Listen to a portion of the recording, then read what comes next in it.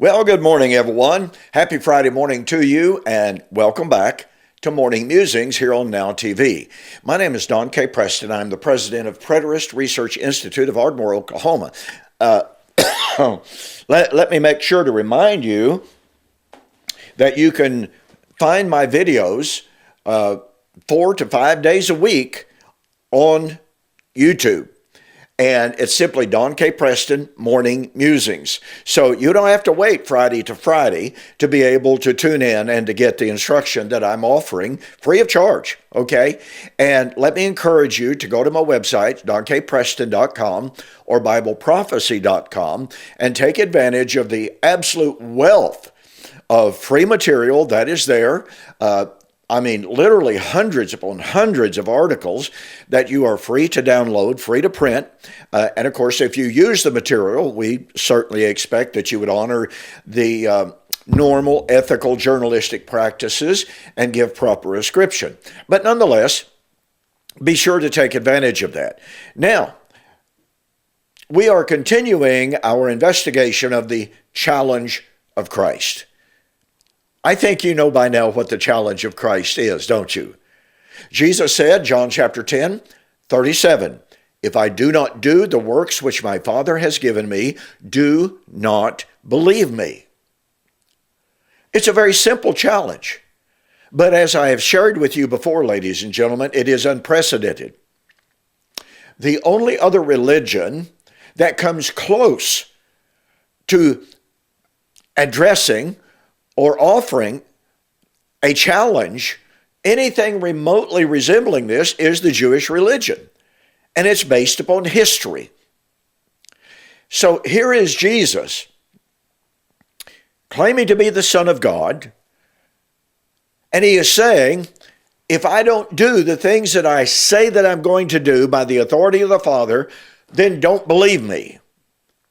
And of course, skeptics, atheists, Jews and Muslims all say, well, Jesus didn't keep his word because he said he was coming back in the first century, but he didn't do it. Now, by the way, just for information's sake, I'm currently working on a book based upon Luke chapter 21 and verse 22, in which Jesus, in speaking of the fall of Jerusalem in AD 70, virtually everyone agrees with that. Virtually everyone agrees with that. Jesus said, "These be the days of vengeance in which all things that are written must be fulfilled." Well, if we take Jesus' word seriously, then he was saying that by the time of and in the events of the fall of Jerusalem in AD 70, all prophecy would be fulfilled. That's astoundingly important. It is incredibly challenging to all futurist eschatologies. And of course, excuses are made to explain away his language. But nonetheless, be watching for that in the relatively near future. I'm making really good progress on the book, and I hope to be able to introduce it no later than May or June of next year. Maybe a little bit sooner, but I'm not counting on it. I'm wanting to develop this issue in a sufficient manner so that everyone can read it and everyone can say, "Oh, wow, I don't think I can answer that." They may not like it, okay? But that's not the point. The point of it is the book will be presenting a wealth of information, a wealth of documentation to demonstrate that, yes, indeed, that is precisely what Jesus was saying. All prophecy would be fulfilled by the time of the destruction of Jerusalem in AD 70. So again, be watching for that. Now, I've shared with you historical Christianity has a massive problem because historical Christianity and evangelical conservative Christianity is not confronting the challenge of Christ. You know, some years ago, and I've shared this anecdote with you, some years ago, my friend William Bell and I set up a booth at what is called the Tulsa Soul Winning Workshop. It's a gathering of members of the Churches of Christ. And we set up a booth and we had a great big banner that said, "Can God tell time?" Now that created an awful lot of interest because people would come by and they would look at that banner and they go, What does that mean? And many of them would laugh and they said, well, of course God can tell time. And we say, well, come over here and let's talk about it. And we would show them not all, but we would show them many of the New Testament passages that in which Jesus said he was coming back in the first century, in that generation. And I mean, person after person after person would literally step back and go, I had no idea that was in there. And so we would ask them, okay, how would you explain that? Because after all, the atheists, the skeptics, the Muslims, and the Jews all say Jesus' words that you just read from the inspired text failed. He did not come back in that generation as he promised to. And the troubled, the perplexed look on the faces of literally hundreds upon hundreds of people was, they didn't have a clue to how to answer the challenge of Christ. And 80% of them, by count, 80% of them said, I don't know how to answer that. And what was amazing and refreshing was that when we shared with them the nature of apocalyptic language, that is to say, when we shared with them the fact that the language of the coming on the clouds of heaven, with the angels, in fire, with a shout, with the angels, was never intended to be taken literally, but rather was always metaphoric language. The excitement that they found, the excitement that they saw or had was incredible. So, what I've been sharing with you here on Now TV is, in my estimation, the only way that we can answer the challenge of Christ and uphold inspiration, uphold the deity of Christ, uphold the validity of the apostles as his inspired spokesman. The old argument, God doesn't talk in time like we do. So one day is with the Lord 1,000 years as a day, and a day is as 1,000 years. Folks, that doesn't work. It's not a good argument. It's argumentum ad desperatum. It can be easily demonstrated from Scripture that when God said something was at hand, he meant it was going to happen in the lifetime of the generation to whom it was spoken, to whom it was promised. Not hundreds of years later, not thousands of years later, but in the generation to whom it was promised.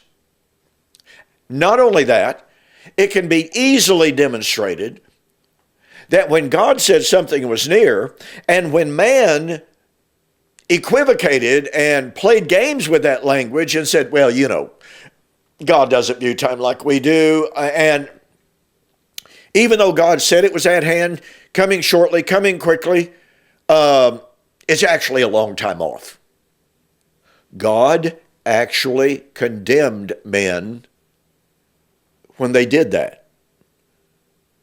So let me say this, with all due respect, with all due kindness, meaning no rancor of any kind whatsoever.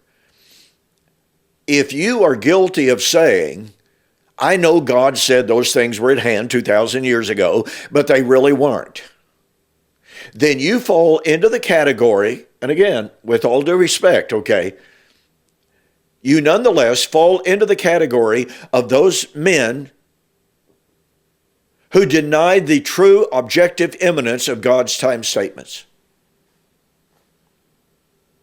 Do you really want to be there? I don't think you do.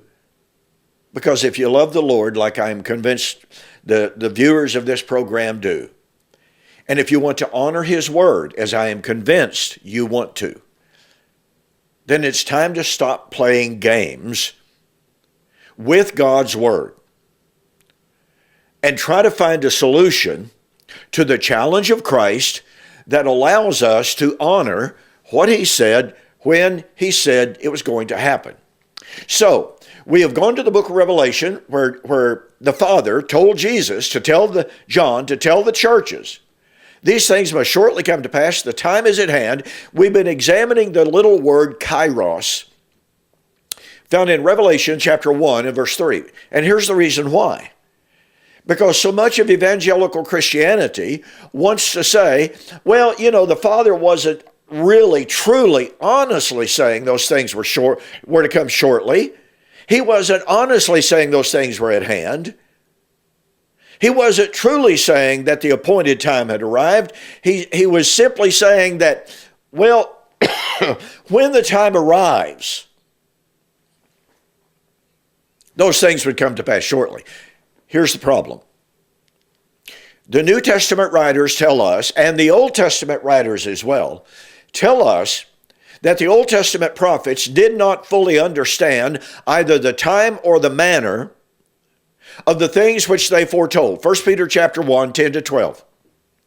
Now look, folks, when the Old Testament prophets said they did not understand their own prophecies, however, when they understood that they were not for their own day, then we need to take that seriously. Furthermore, when the New Testament writers say, and they tell us, that the time foretold by the Old Testament prophets had arrived in the first century, and therefore the fulfillment of the time was at hand, coming quickly and coming shortly. Folks, it's time to take that language seriously. So here we have the book of Revelation, which is a prediction of the time of the end, the judgment, the resurrection, the new creation, etc., etc. Now remember, all of those things were foretold by the Old Testament prophets, but they were not at hand when the Old Testament prophets foretold them. They were for a long time off. But the New Testament writers are being told these things that were foretold by the Old Testament prophets, which were not at hand then, they are at hand now, in the first century. It does not say they'd be at hand 2,000 years removed from the first century. So, what we've been doing is demonstrating and showing that the Old Testament writers spoke of this Kairos, this divinely appointed time for the eschatological consummation. We have looked at Daniel chapter 2. We have begun to look at Daniel chapter 7. Now, last week I introduced Daniel chapter 7 by pointing out that it is parallel to chapter 2 of Daniel in predicting 4 kingdoms, beginning with the Babylonian Empire, going to the Medo-Persian, the Greek, and into the Roman Empire. And it would be in the days of that 4th empire, just like Daniel chapter 2 foretold that the God of heaven would set up a kingdom which shall never be destroyed. Now look, folks, when Daniel chapter 2 and Daniel chapter 7 foretold the identical events, although Daniel 7 embellishes and adds additional information that Daniel chapter 2 does not give us, that doesn't mean they are different visions of different times and different events. It simply means that Daniel 7 is giving additional information. So Daniel chapter 2 brings us to the days of Rome, in which God would set up a kingdom that would never be destroyed. Well, Daniel chapter 7 posits the arrival of the 4th kingdom, and it's in the days of that 4th kingdom that the Son of Man comes on the clouds of heaven, and he is given a kingdom which shall never be destroyed. Well, is that a different kingdom that shall never be destroyed from that in Daniel chapter 2? I mean, after all, Daniel chapter 2 is the days of the 4th kingdom. Daniel 7 is the days of the 4th kingdom. Daniel chapter 2 is the establishment of the kingdom that will never be destroyed. Daniel 7 is the establishment of the kingdom that shall never be destroyed. Where's the difference? Well, there is none. By the way, there are those who try to tell us that Daniel chapter 2 and Daniel chapter 7 are simply a prediction of the arrival of Antiochus Epiphanes in the 2nd century BC, about 150 to 164, 167 at the latest BC. That doesn't work. Why? Well, because in the days of Antiochus, a kingdom which shall never be destroyed, a kingdom not made by hands, was not established. On Facebook, over the last year or so, I've been involved in discussions with a former preterist who has completely abandoned the preterist view and now insists that the Fourth Empire is in fact the empire of Alexander the Great, which broke up and then became, the Seleucids and the Ptolemies, et cetera, and the little horn was Antiochus the Great. When I have asked this former preterist, who now denies the messianic content of Daniel 2 and Daniel chapter 7, when I have asked this individual, please identify the kingdom not made with hands, that is an everlasting kingdom that shall never be destroyed. When was that established? In the days of Antiochus Epiphanes. This individual has gone totally silent. Literally disappeared from the conversations. Now look, if you're going to posit Daniel 2 and Daniel 7 as fulfilled in the days of Antiochus Epiphanes, in the days of the Ptolemies and the Seleucids, 2nd century BC, then you must be able to tell us and to identify the kingdom not made with hands that was established at that time. You must be able to identify for us the everlasting kingdom that will never ever be destroyed, that was established in the days of Antiochus Epiphanes when he was destroyed. But you know what? I have exchanged emails and I have engaged in numerous Facebook discussions with those who want to take that Antiochus Epiphanes view. And when I've asked them these questions, they too, just like the former preterists, they have completely abandoned the discussion. That ought to tell you something. So, we want to return to Daniel chapter 7 in the time left. Only got 10 minutes left today already. Now, remember, Daniel saw in the night vision a vision of the four kingdoms, the arrival of the fourth, or the little beast, or the little horn, that came up through all of the previous three kingdoms into the fourth. I've had some people object to that, but it's basically what the text says, and only a preconceived idea would prevent us from seeing that. Okay, Daniel chapter 7, 13 and 14, I saw in the night visions one like unto the Son of Man coming on the clouds of heaven, and he came before the Ancient of Days, and there was given unto him a kingdom, and a power and a dominion that shall never be destroyed. It is a dominion over every tongue, every nation, every tribe, and it shall never be destroyed. Well, once again, that's the kingdom of Daniel chapter 2, verse 44. Now, I was raised believing this is a description of the ascension of Christ in Acts chapter 1. Well, here's the problem with that, ladies and gentlemen. It is a problem that caused me to go, oh, hang on, hold on, this won't work. The vision of Daniel chapter 7, 13 and 14 is the time of the judgment of the little horn. Because the little horn persecuted the saints, wore them out, but judgment was set, the thrones were set, and judgment was set, and the Ancient of Days set, and the Son of Man came on the clouds of heaven to do what? To judge the little horn. Now look, if you're going to apply Daniel chapter 7, 13 and 14 to the ascension of Jesus, and make no mistake, did Jesus ascend to the Father there to receive the kingdom? Well, that's exactly what Luke 19, 11 and following foretold. But Luke 19, 11 and following is different from Daniel chapter 7, 13 and 14. And I don't have time to go into that this morning, but you can see my debate with William Vincent on my website on whether or not Daniel 7, 13 and 14 was the ascension or not. You'll be amazed at how he utterly failed to prove that it is the ascension. No, Daniel 7, 13 and 14 is a prophecy of the coming of Christ on the clouds of heaven in judgment of the little horn. Now ask yourself the question. If Daniel 7 was predicting the ascension of Acts chapter 1, then that must mean the little horn had already arrived, had already been persecuting the saints. Because remember, Daniel 7, 13 and 14 is a vision of the coming of Christ and judgment of the little horn.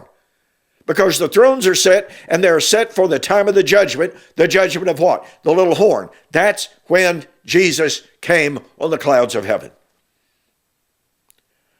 I'm sorry, folks. Even though I once taught that Daniel 7, 13 and 14 is about Christ's ascension in Acts 1, it just simply doesn't work. So, nonetheless, we have this coming of Christ on the clouds of heaven with power and great glory in the days of the fourth empire. Now, let that soak in, okay? Catch the power of that. Daniel 7, 13 and 14 is the coming of Christ on the clouds of heaven in power and great glory. To receive the kingdom. By the way, not to surrender the kingdom. It is simply false to say that at his second coming, Christ would surrender the kingdom, as it is traditionally interpreted of 1 Corinthians chapter 15, 21 and following. It doesn't work. So, I got to hurry here. So, Daniel was troubled by the vision that he saw. He did not understand. See, this is a classic example of how the Old Testament prophets were given visions, they were given prophecies, but they did not understand the nature or even the timing. Now, Daniel knew that the vision that he had just been given, this vision of the nighttime, he knew it wasn't for his day because it involves the coming of four kingdoms, which meant it was far off from him. It was not at hand, it was not coming quickly, it was not coming shortly.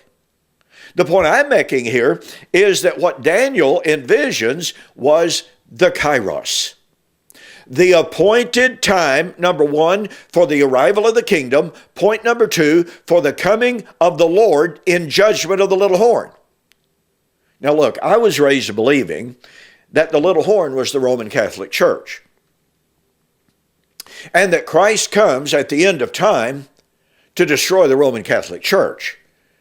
Well, in the first place, that would mean that the Roman Catholic Church is not destroyed until the end of time. But here's the problem with that. Daniel 7 is about the days of the Roman Empire. The Roman Catholic Church is not the Roman Empire. And it's not a revival of the Roman Empire.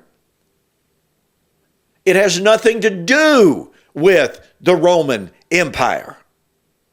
The Roman Empire, you know, the fourth beast of Daniel 7, the fourth beast of Daniel chapter 2, the Roman Empire ceased to exist in 476 AD.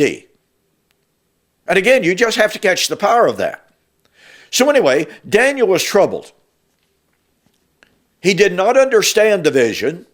He knew it was far off from him, but he didn't know the nature. He didn't understand it. So he prayed for understanding. In Daniel chapter 7, verse 14, it says, I, Daniel, was grieved in my spirit within my body, and the visions of my head troubled me. I came near to one of those who stood by and asked him the truth of all of this. He wants to know the interpretation of the vision. So he told me, now please, please, please, catch the power of what I'm about to read to you. So he told me and made known to me the interpretation of the vision. Pardon me. I'm not going to stop the video. You know, sneezes happen. Now watch this. The angel is going to make known to Daniel the interpretation. Now, here's my point in interpreting this or in sharing this with you. we are told that Daniel 7, 13 and 14 is what? The ascension of Christ. Acts chapter 1, we are told that Daniel 7, 13 and 14 has nothing whatsoever to do with the second coming of Christ, has nothing to do with the time of judgment. Well, wait a minute. The angel comes to make known to Daniel the interpretation of the vision itself. Well, did the vision involve the coming of Christ on the clouds of heaven to receive a kingdom? Of course it did. But Daniel did not understand. So the angel is interpreting the vision that included the vision of the coming of the Son of Man on the clouds of heaven to receive the kingdom. You know what? This is such a powerful point that I have had people, including the former preterists that I have mentioned, who believe that Daniel 7, 13 and 14 is a parenthetical insertion into Daniel chapter 7 that interrupts Daniel 7, 10, 11, and 12, and just arbitrarily and capriciously inserts this prophecy of the ascension of Christ.